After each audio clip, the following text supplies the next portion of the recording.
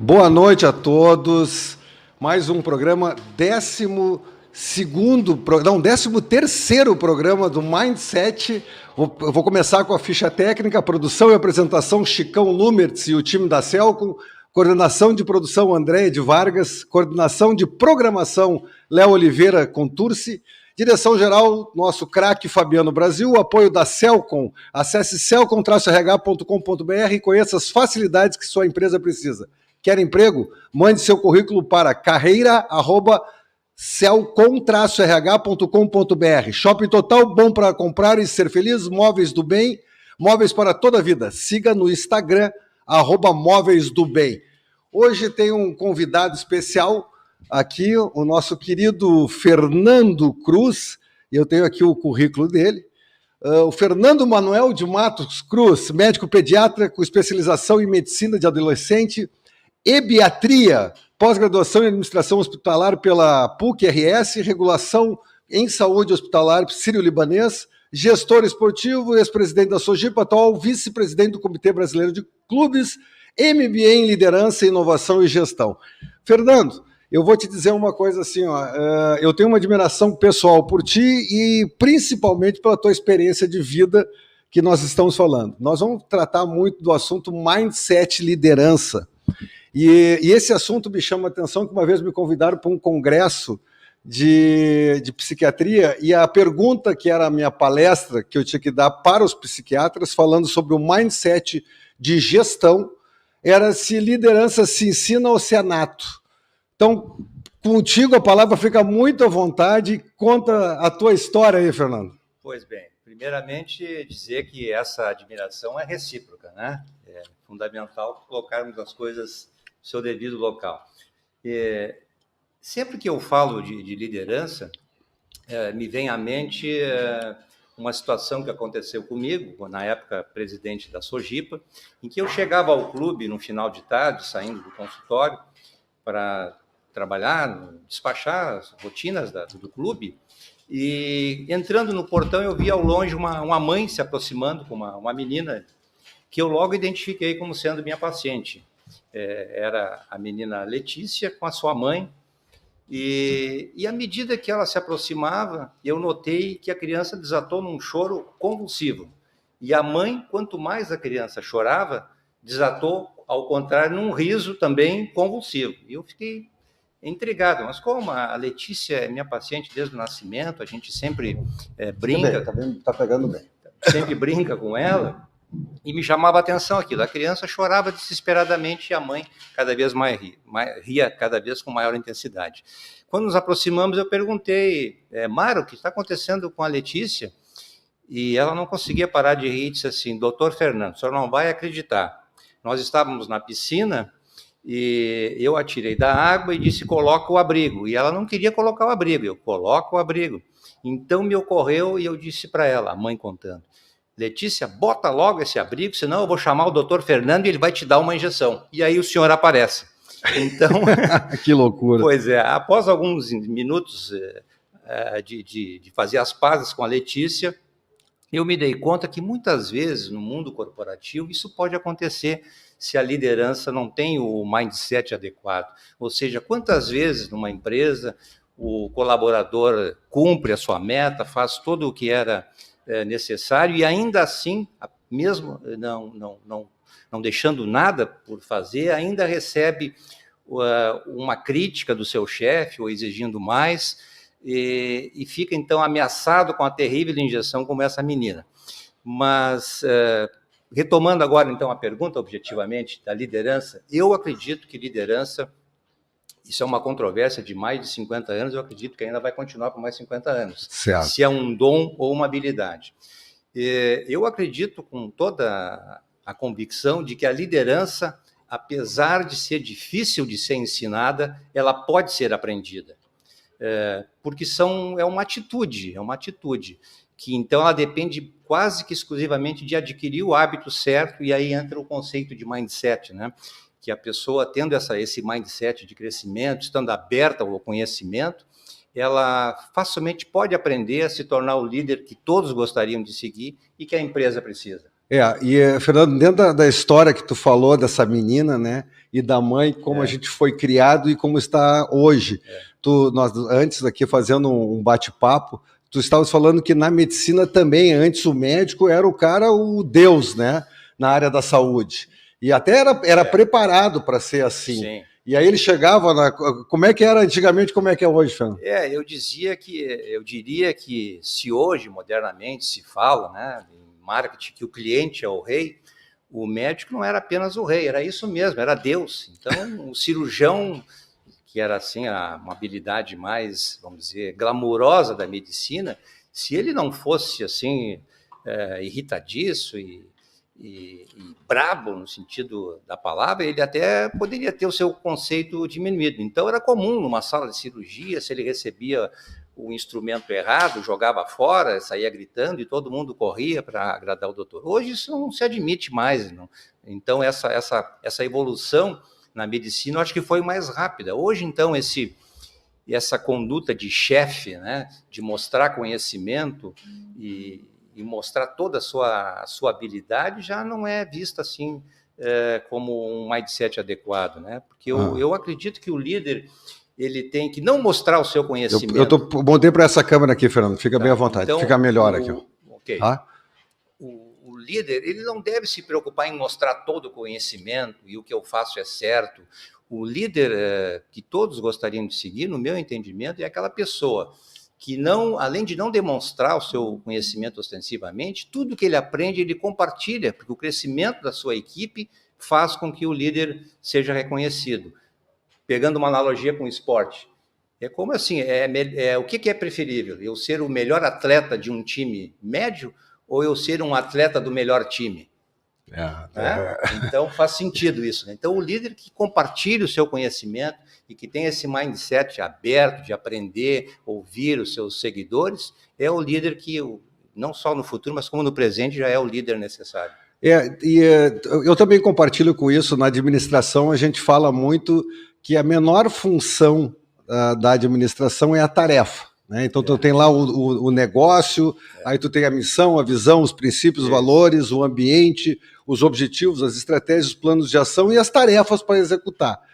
Se a pessoa executa aquela tarefa, ela é responsável por aquela tarefa, que é uma característica da liderança. Agora, tu tem níveis de liderança para poder fazer isso.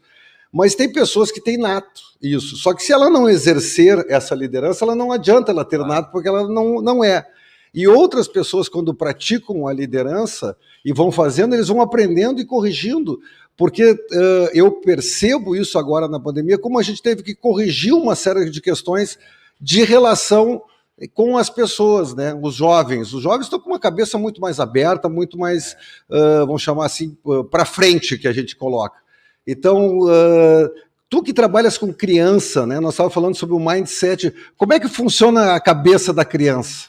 A gente ouve com muita frequência, né, de que, independente de ser líder, que a pessoa, para ter atingir a sua felicidade, deve manter sempre o seu lado criança. Né?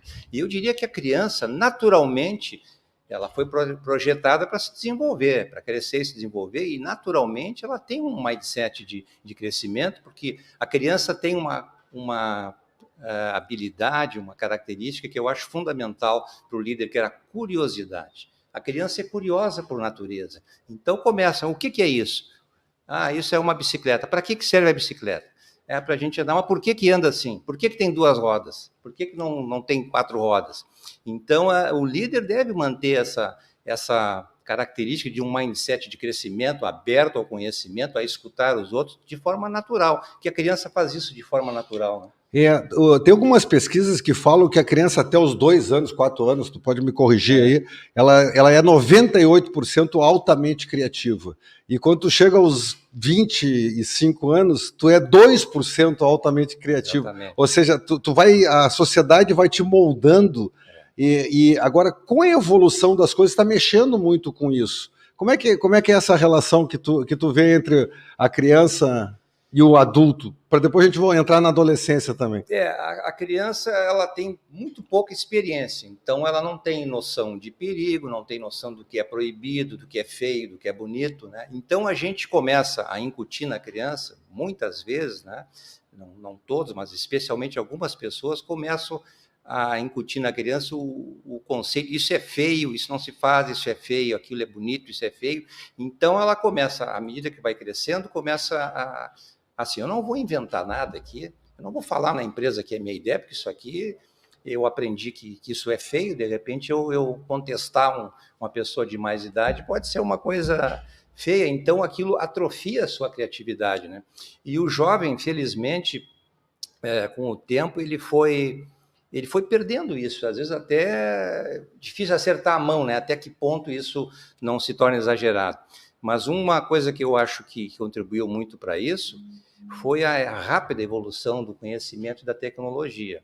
Porque se nós formos olhar na Idade Média, por exemplo, a tecnologia e o conhecimento, ele era propriedade exclusiva dos adultos. Então, a ideia do mestre eram os mestres e os aprendizes. O jovem não detinha conhecimento nenhum, ele se aliava a um mestre e aprendia tudo. Hoje, né, de anos para cá, a tecnologia hoje é privilégio dos jovens, dos adolescentes, né? Diz que é muito fácil a gente conhecer uma casa se tem adolescente ou não. É só a gente entrar na casa e olhar o relógio desregulado do micro-ondas, olhar as coisas que não funcionam, sabe? Os adultos não sabem mexer na tecnologia, porque ali não tem adolescente. Se tiver, está tudo funcionando, porque eles dominam a tecnologia. Então, isso, de certa forma, também favoreceu essa nova mentalidade do jovem não se deixar atrofiar na sua criatividade, né? Uhum. E até exagera, porque tem jovens que dizem assim, eu vou para aquela empresa porque eu quero mudar o mundo, eu quero causar impacto. E aí, assim, mas tu já vai sair da empresa? Tu está há 2 meses aqui, queria causar impacto, 2 meses tu nem conhece a empresa nem te conhece, mas é assim, eles têm alta rotatividade, né? O lado bom é a criatividade, né? E vai oxigenando sempre as coisas, só que tu não consegue estabelecer. Fazendo uma analogia, né? Eu fui criado muito com o pai que era de 1911, então muito rígido, era na porrada o negócio. E nós estávamos falando antes que a adolescência é um conceito da década dos final dos anos 50. Exatamente. As crianças eram tratadas, e a gente pode olhar até a arte, como era pintado. Os grandes pintores pintavam as crianças como miniaturas de adolescentes, vestidos como miniaturas de adultos, melhor. Vestidos como crianças, como adultos, melhor, e crianças. Eram pintados, eram retratados como adultos em miniaturas. As batalhas, a gente via as pinturas de batalhas, e uma criança lá, um adolescente, no caso, né, com uma bandeirinha, era o primeiro da fila numa batalha, né? Para morrer. Para morrer, né? E os adultos ficavam atrás, né? Então, esse conceito, felizmente, mudou. Passou a se descobrir que o adolescente, ele não é mais criança, mas ainda não é adulto. E essa ambiguidade, muitas vezes, é estimulada por nós, adultos. Né? No momento que um pai, por exemplo, diz assim, o menino de 14 anos diz assim, eu quero ir numa festa na Sojipa, eu vou com meus amigos. Não, meu filho, tu é muito criança. Onde se viu com 14 anos, uma criança de 14 anos, sair na rua e ir para uma festa sozinho? Bom, ele interioriza aquele conceito. Então, eu sou criança, 14 anos. Aí, um tempo depois, o mesmo pai chama o menino, então a criança de 14 anos, né? E diz assim, no meu tempo, a frase que todo adolescente ouve alguma vez, né? No meu tempo não era assim. Eu, com a tua idade, com 14 anos, eu já trabalhava, eu ia para a escola de tamanco, pisando na grama gelada, tu tem tudo e não tem responsabilidade, não é para criar juízo. Então, é uma mensagem ambígua que nós passamos para ele. Então, ele pensa assim, quer dizer que para ficar em casa, cuidando do meu irmão, fazer os trabalhos, eu sou adulto. Agora, na hora que eu quero ir para uma festa, aí eu sou criança, né? Então, a gente estimula essa ambiguidade, né? Isso mistura a cabeça da criança e do adolescente, no caso. Cara, e isso dá para transportar para o mundo empresarial, né? Que é aquele negócio, eu preciso resultado, mas eu quero que tu fique bem. E aí começa aquele negócio sanduíche. Como é que eu dou feedback? É o sanduíche, elogia, bate, depois elogia. E essas coisas não colam mais, né, Fernando? Não cola. E a gente poderia, assim, numa analogia, uma licenciodade poética aí, né? Dizer que o colaborador, quando entra numa empresa, ele não deixa de ser um adolescente. O sênior é o chefe dele, né? Então ele acha que sabe tudo. E esse adolescente não está preparado ainda, né? Não tem assim ainda a sua maturidade. E então muitas vezes ele é cobrado assim, é cobrado só em resultado. Só resultado e não se cobra jovem um aprendizado. Eu estava lembrando agora de uma estatística que diz o seguinte, que hoje em dia, a maioria dos jovens em torno da faixa de 30 a 32 anos assumem um cargo de liderança. Mas o primeiro treinamento em liderança, especificamente, eles vão fazer, em média, com 43 anos de idade. Então, trazendo agora para a parte médica, a gente aceitaria um médico atender, consultar com um médico que não completou a sua formação ainda? Isso ninguém imagina uma coisa dessa. Mas um líder se bota, um líder, e sem ele ter a formação específica para liderar. Né? E nós estávamos comentando antes também, justamente a questão que esse líder que assume, quando ele vai receber um treinamento de liderança, às vezes ele acha que é um castigo. O que eu estou fazendo? Como Sim, porque assim, se a gente, numa empresa, a administração disse, nós vamos fazer um curso de planilha Excel, vocês vão fazer um curso de matemática financeira, ou vamos fazer alguma atividade de computação, o colaborador vê aquilo, olha, eu vou me aperfeiçoar, eu vou melhorar. Agora, se a direção diz assim, nós vamos fazer um curso, vamos chamar aqui o professor Francisco, que vai nos falar sobre mindset de crescimento, e um curso de como liderar equipes. A primeira coisa é assim, mas o que eu estou fazendo de errado? Eu faço tudo certo? Então isso é um castigo. Né? Eu vou ter que ficar numa sala ouvindo uma palestra sobre liderança? Né? O que é isso? Né? E porque não tem esse preparo, né? Não tem essa mentalidade. Essas contradições do mundo empresarial são porque a decisão, uma tomada de decisão, que gestão vem de decisão, decisão vem de decisão, escolha, tu sempre tem dois lados. Então, tu saber entender que alguém vai se ralar, mesmo que seja uma coisa boa, e alguém vai se dar bem, fechamos um grande negócio, alguém vai ter que pegar toda a documentação, alguém vai ter que trabalhar até mais tarde, alguém vai ter que carregar, alguém vai ter que entregar, né? E isso não é agora, o cara do comercial, ganhei minha comissão, fiz a minha parte. Então, o ser humano, nas relações, ele vai sentindo isso. Mas ainda voltando um pouco na questão da criança, quando tu é jovem, né, tu tem aqueles dois verbos, eu quero, eu gosto. Tá? E quando a gente fica adulto, eu preciso. Né? E como conjugar essas duas coisas? Isso é bem típico do adolescente também. Assim como eu disse que todo adolescente já ouviu ou vai ouvir alguma vez na vida, no meu tempo não era assim, todo pai já ouviu ou vai ouvir alguma vez na vida do seu filho a palavra assim, mas pai, todo mundo vai lá, só eu que não vou. Todo mundo tem um iPhone S não sei das quantas, só eu que não tenho, todo mundo tem, né? Então, essa imaturidade, né, de querer o que todo mundo tem, faz parte do desenvolvimento do adolescente. Com o adolescente, a principal tarefa do adolescente, além de se desenvolver fisicamente e completar sua puberdade, que é a parte do desenvolvimento hormonal, a principal tarefa do adolescente é definir a sua identidade.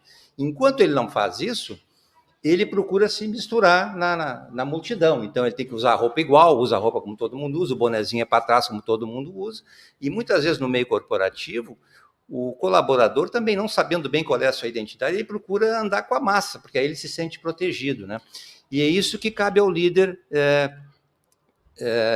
trabalhar nessa parte, porque a gente vai ver os conceitos de liderança de 50 anos atrás, são praticamente os mesmos de agora. Se a gente pergunta qual é o líder ideal, a gente vai ver que as características que são descritas são as mesmas de 30 anos atrás. Uma pessoa inovadora, que tenha conhecimento, que saiba dar um feedback, que seja íntegro, né? E a partir disso é que vai se desenvolver a sua liderança, a partir dessa integridade que ele vai conquistar a confiança dos outros. Então, é nessa linha de comportamento, né? É muito mais, eu diria assim, que liderança é quem eu sou, e gestão seria o que eu faço. Então, gestão é a minha habilidade de fazer, é o que se faz, pode se chamar de gestão. Ora, quem eu sou, os atributos do caráter, pessoais, as chamadas soft skills, né? São as que definem o líder e diferenciam o líder. Muito bacana, essa explicação dos soft skills é extremamente importante, porque tem se falado muito disso, né? Ou seja, eu entendo do comportamento dos outros, eu entendo do ser humano que está aqui atrás de mim, porque o ser humano, como ser humano, ele vai ter as mesmas angústias, né? algumas contradições que fazem a gente refletir sobre isso, e eu queria a tua opinião. O quanto eu sou livre, o quanto eu não sou livre, né? O quanto existe o livre-arbítrio ou não existe o livre-arbítrio? Ou seja, antigamente era manda quem pode, obedece quem precisa. E hoje, Fernando, como é que funciona esse tipo de... Eu acho que isso já não funciona mais, porque muitas vezes numa empresa, quem tem autoridade não confere liderança. Autoridade gera obediência e medo de perder o seu emprego, de perder sair da sua zona de conforto, mas a autoridade não gera obediência, não gera comprometimento, gera obediência. E existe um outro comportamento também muito comum no meio corporativo, que também, eu estou fazendo uma analogia com adolescente, que do comportamento de não ter o mesmo comportamento quando se dá um feedback negativo e um positivo. Por exemplo, imagina que o teu filho chega em casa, ou o filho de qualquer pessoa, e o pai mostra as notas, e o pai olha assim: o quê? Tu tirou 4 em inglês? Mas como? No teu tempo eu não tinha isso, eu não tinha dinheiro para estudar, tu tem tudo que tu precisa, e tu me tira 4, mas tu é muito burro, às vezes vai assim a esse nível, né? Então, ao invés de criticar a atitude, critica a pessoa, primeiro ponto. E segundo, faz toda aquela crítica, né? E quando acontece uma coisa positiva, né? Vamos pegar o contrário, a menina chega em casa, olha aqui a minha nota de matemática, pai, tirei 10, ele... Não fez mais que a obrigação. Quando fala, normalmente ele está lendo o jornal, nem tira os olhos. Agora eu não posso, estou assistindo a televisão, ou estou vendo futebol. Tá bom, que bom, não fez mais que a obrigação. E não é bem assim. O ideal seria fazer o mesmo tipo de que bom que tu tirasse uma nota boa em matemática, viu como valeu a pena o teu esforço, ficar estudando. Então, estimula a pessoa. Então, muitas vezes, as pessoas têm medo de feedback, né? E com razão, porque geralmente pouco se fala das coisas positivas, né? Ou então vem aquela palavrinha mas, né? O mas. Né? O mas é um apagador, né? Eu te elogio, né? Elogio e diz mas. Né? Apaga tudo que tu disse. Apaga tudo que disse e mas, né? Então ninguém chega em casa assim, amanhã eu vou ter um feedback, estou para chegar no meu trabalho que eu vou ter um feedback. Não. Então eu até o feedback eu acharia uma palavra assim que eu diria, o melhor seria alinhamento de expectativas, eu acho melhor que feedback. Essa palavra já está meio aterrorizante, né? Então vamos ter um alinhamento de expectativas. O que tu espera de mim e o que eu espero de ti. E aí se alinha isso. Então teus pontos positivos são esses, teus pontos negativos são pontos a melhorar, nem chamo de negativos. Né? Tu tem ótimas oportunidades de melhorar nisso. Tu quer dar uma ajudinha aqui, André? Parece que o Facebook que deu uma quedinha aqui, ela vai dar uma olhadinha para mim se você consegue. Então, vou tomar uma aguinha aqui. Enquanto isso, eu vou passar uma vinheta. Pode? Vamos ver aqui. Aí eu jogo a vinheta do patrocinador aqui. Há mais de 20 anos, o Badesul dá valor para iniciativas que colaboram com a inovação. Dá valor para quem acredita na sua própria força. Para quem empreende, investe e trabalha pelo crescimento do nosso estado. É por isso que no Badesul existem oportunidades para todos os tamanhos de empresa. Para o agronegócio e para o setor público. Badesul, a gente dá valor para o Rio Grande crescer. Governo do Estado do Rio Grande do Sul. Novas façanhas.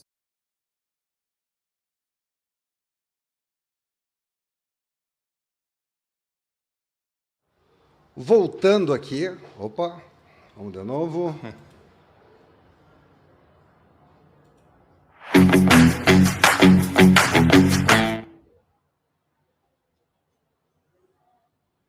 Essa câmera aí.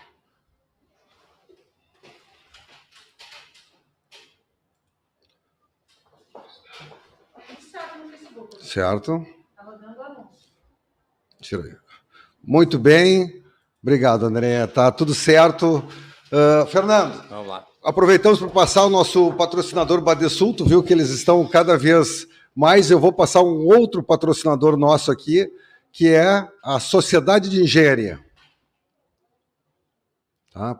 Ó, procurando estágio de engenharia, quero os melhores. O Sergs é uma entidade que eu montei a central de estágio deles. Tá? Central de estágio.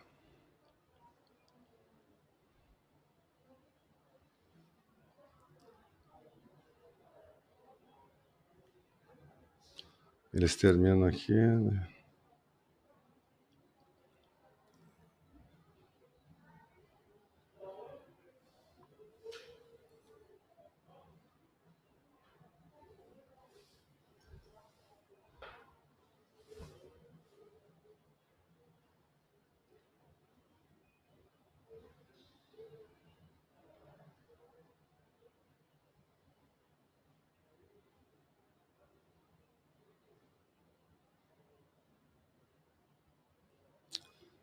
Enquanto passa o vídeo, não sai áudio, tá? Nós podemos conversar. Claro.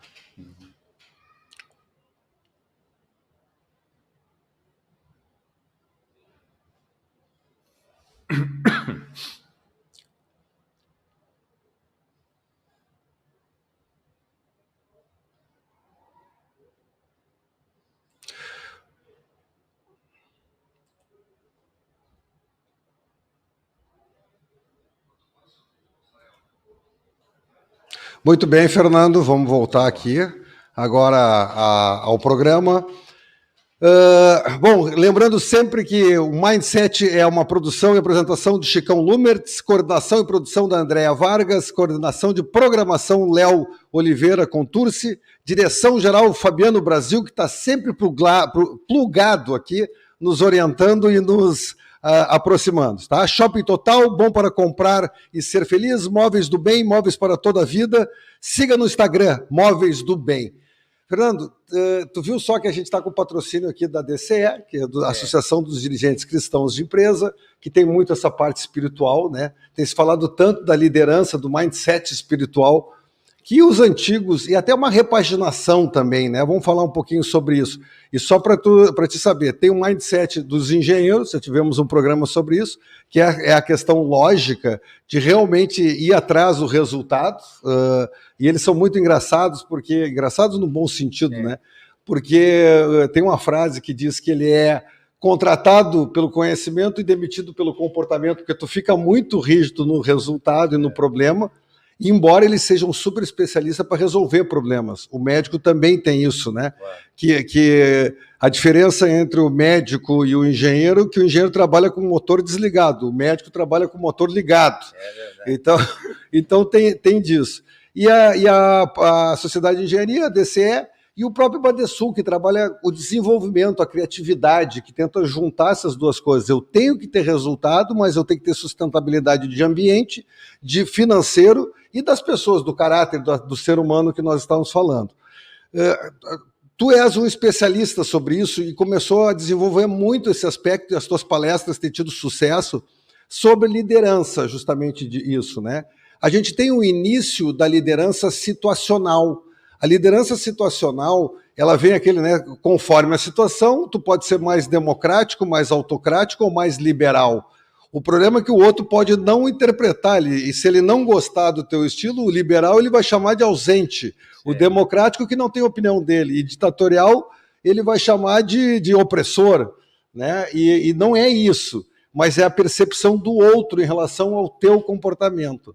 Como é que tu vê essa relação e por que tu começou a desenvolver tantos aspectos de comportamentais no teu livro, né, que está para sair? Fala um pouquinho sobre isso.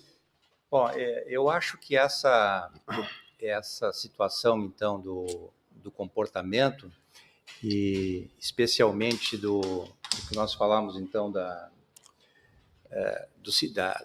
do perfil do líder. Eu faço uma analogia também com a medicina, com a área da saúde. Eu acho que o líder ele tem que ter essas ferramentas todas, um comportamento de mais autocrático ou mais democrático, um comportamento mais severo ou menos severo.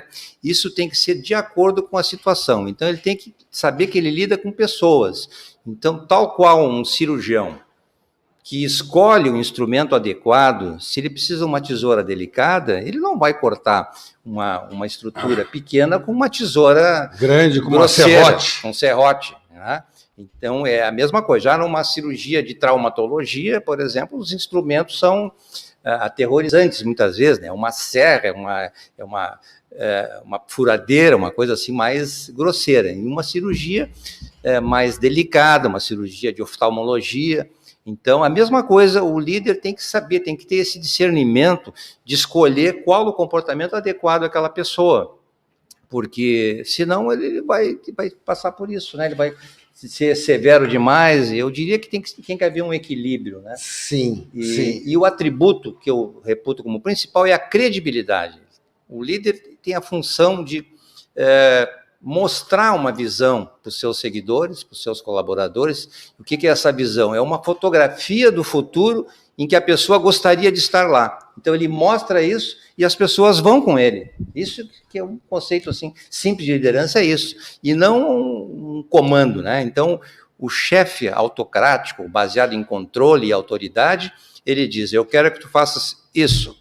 Ele diz o que deve ser feito, muitas vezes até diz como ele quer, do jeito dele, e jamais diz por quê. O líder, ele procura, primeiro ele diz por que é importante, ele começa com o porquê. Qual o benefício que todos vão ter? Se aquilo está alinhado com o propósito de cada um, com os valores da empresa, depois ele diz o que deve ser feito e aceita compartilhar o conhecimento.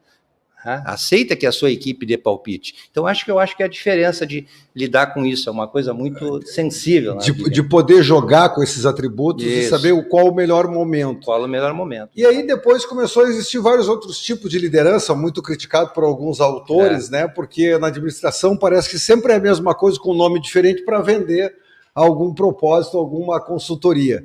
E começou a ter o coach, né? Então a gente tem uma coisa, o líder... É a informação, aquilo que tu disse, o porquê. Tá? Vamos trabalhar a informação e o porquê. Agora, a outra maneira é a facilitação, quando tu trabalha a pergunta. Né? O líder coach tem isso. Ele vai trabalhar primeiro qual o teu objetivo, depois disso ele vai saber quais são as possibilidades, depois das possibilidades ele vai ver como é que tu estrutura dessas, quais as prioridades, depois se não der certo o que tu faz... E, no fim, como é que nós vamos acompanhar e como é que nós vamos comemorar isso tudo, né? Quem é que controla? Eu acho muito importante isso, de comemorar o reconhecimento, né? Uma das coisas que eu falo no meu livro é que a base da liderança é a credibilidade e a confiança. Né? E a credibilidade... Duas palavras, explora mais isso, a confiança e a credibilidade. E a credibilidade, eu só sigo aquela pessoa que eu acredito. Por isso que muitas vezes o chefe de uma equipe não é o líder dessa equipe. As pessoas, quando têm alguma dúvida, vão naquela outra pessoa que eles têm mais afinidade, porque aquele é um líder. Então, credibilidade. E só seguimos e só acreditamos em pessoas íntegras. E eu comecei a desenvolver isso a partir de uma história que aconteceu comigo na faculdade, uma coisa que eu tive uma das maiores lições da minha vida. Eu estudava no interior. Sim. Em Caxias do Sul, e os nossos professores vinham de Porto Alegre, cada dia da semana era uma disciplina. E um belo dia o professor marcou para a semana seguinte uma prova. Olha, semana que vem nós vamos ter prova de biofísica. E biofísica, para a gente que entra na faculdade de medicina, assim, louco para ver doente, para ver paciente, aquilo era só conta de matemática, era uma coisa assim que não era uma matéria atrativa. E algum dos nossos colegas conseguiu a prova. Aquela coisa de mimeógrafo, antigamente, conseguiu a matriz da prova. Então, nós nos reunimos... Hoje as provas são coletivas, tá? São porque coletivas, estão tudo conectados em outro ambiente. Então, olha só que interessante. Nós fizemos a prova, nos reunimos e... Quanto é que tu precisa, fulano? Eu preciso tirar 8,5. Tu vai tirar 8,5. Tu, eu estou bem, não sei o quê, 7, tá bom. Então, fizemos a prova. Chegou o dia da prova, o professor entrou na sala, a gente notou que ele estava diferente, começamos a nos olhar, ele distribuiu as provas, aí ele disse assim, vocês, em breve, serão médicos responsáveis por vidas humanas como eu, serão meus colegas, eu considero vocês como meus colegas, e vocês não precisam ser vigiados para fazer uma prova. Vocês façam a prova, quando estiver pronto, eu estarei na biblioteca esperando. E saiu da sala. E nós discutimos aquilo, acho que ele sabe que a gente fez. E felizmente nós éramos jovens, inexperientes, mas de boa índole. O que nós fizemos? Resolvemos, foi por unanimidade, em menos de 5 minutos, fomos todos até a biblioteca e dissemos, professora, nós vamos pedir desculpas, a gente copiou a prova, porque a gente quer que o senhor faça outra prova na semana que vem e não faça essa. E ele nos olhou assim, a gente, o que vai vir agora? e disse assim: eu não esperava outra atitude de vocês. Vocês estão prontos para se transformarem em médicos. E aquilo foi uma lição de integridade, um mestre que nos ensinou muito mais do que medicina. Então, acho que a base de tudo é a credibilidade, mas assim, a gente só confia em pessoas íntegras. Então, começa por aí. E a gente trabalha no Stroestege, uma grande parte são os valores e as tuas virtudes, né? Mas eu lembrei de uma outra história, Fernando, que eu queria compartilhar contigo. É a história aquela do professor que sumiu um celular da sala. Sim. E aí o professor, o colega chegou e disse, me roubaram um celular. O professor mandou todo mundo fechar os olhos e quem tivesse pegado devolvesse o celular e ninguém abrisse. E o cara foi lá e devolveu o celular, né? Aí todo mundo abriu, o cara pegou o celular. Anos depois, essa pessoa encontrou o professor e disse, professor, tu salvou a minha vida, porque eu tinha sido aquela pessoa, né? Tu não me entregou, né? E aí o professor disse, eu também estava de olhos fechados, eu não sabia que era tu. Pois é, mais ou menos nessa linha, né? Então, quer dizer, a credibilidade são apostas, né? Eu acho que o Mindset é um programa em que o Fabiano aposta e estamos apostando. Precisa sempre ter uma alteração, a gente precisa evoluir nas nossas propostas. E, Fernando, só para ter uma ideia, nós já estamos há 40 minutos aqui falando. Poxa, tá? Pensei que estava uns 10 minutos. Nós já estamos 40 minutos aqui falando. E aí nós temos mais 10 minutos. Então, para a gente poder ter uma noção de tempo. Sim. Fernando, dentro do aspecto da liderança, então tu tem a facilitação e o coach, porque aquilo que tu disse não é não ter, vamos chamar assim, objetivo. Sim. Mas sim tu saber lidar com o objetivo e o comportamento das pessoas em relação a esse objetivo, né? E aí o Fábio Jacques, com a teoria dele do Attractor Think, sensacional, quer dizer, eu tenho que fazer um pacto, o pacto é baseado em confiança, claro. Né? Então olha só como as teorias e as relações elas vão se comprovando em determinadas dimensões e outras até elas podem ser contraditórias, mas a discussão sobre o teu entendimento e o meu entendimento e o entendimento do outro, do telespectador, ela precisa ser reconhecida e precisa ser avaliada em relação a todo esse processo de liderança. Mas isso vai te dar uma contradição, né, que é nata do ser humano, que seria o confronto. No confronto eu também crio, que é mais ou menos quando tu tem um confronto, é um mindset de paralisação, de perceber isso, e o que eu faço com isso. E não quer dizer que tu sendo brabo, tu vai ser forte. Muitas vezes tu é forte sendo calmo. Como é que funciona isso na tua cabeça, na tua experiência? Olha, isso eu lembro de outra história que eu até... Porque esse meu livro ele é baseado assim, em experiências que eu tive no mundo médico e no mundo dos clubes, da Sojipa, que a gente acaba exercendo uma função de liderança. E essa história é bem isso do brabo e do calmo. Eu lembro que eu estava num plantão e na sala dos médicos, um médico disse assim para mim, hoje é aquela turma a noite A, porque tem noite A e noite B, que é dia par, dia ímpar. Hoje é aquela turma da noite A, é um horror trabalhar com essa gente. E eu fiquei assim, não notei nada de especial. E uma bela noite me entra uma emergência, uma criança com uma crise convulsiva, é levada logo para a sala de emergência, e eu começo o primeiro atendimento, a gente tira o pai da sala, tira a mãe, começa a dar os comandos, né? Pega um acesso venoso, bota oxigênio, aspira secreções, tudo aquilo é uma orquestra, todo mundo faz a sua parte. E a menina que estava tentando funcionar a veia, aquilo é fundamental, porque o que para a convulsão tem que ser uma medicação endovenosa para efeito rápido, não conseguia achar a veia. E eu cheguei bem perto dela, assim, falei quase como só ela ouvisse, assim, fica calma que tu vai conseguir, tenta no outro braço, bem baixinho assim. E ela mudou de braço e conseguiu, tá bom, muito bem, tudo certo. Aí passou aquela semana, né? Na outra semana, eu sou recebido pela chefe de enfermagem, disse assim, doutor Fernando, o senhor está com a gente hoje? Que bom que é o senhor. Eu comecei a rir, assim, por que bom que o senhor... Não, porque o senhor é muito calmo e deixa a gente tranquila. E ao passo que tem outros colegas que numa emergência fica com aquela coisa aos gritos, me traz isso, me traz aquilo. Isso ainda ocorre, porque a pessoa às vezes não está treinada. E a gente, quanto mais Pressão piora, né? Piora, né?